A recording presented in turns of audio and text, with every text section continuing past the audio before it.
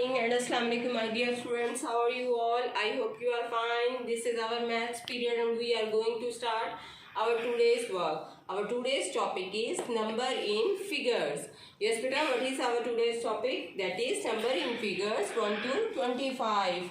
Before we are going to start write number in figures, we should write tens and unit. Then start number in figures from 1.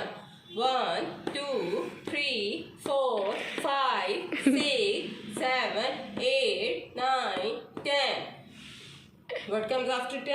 11, 12, 13, 14, 15, 16, 17, 18, 19, 20, 21, 22, 23, 24 and then 25.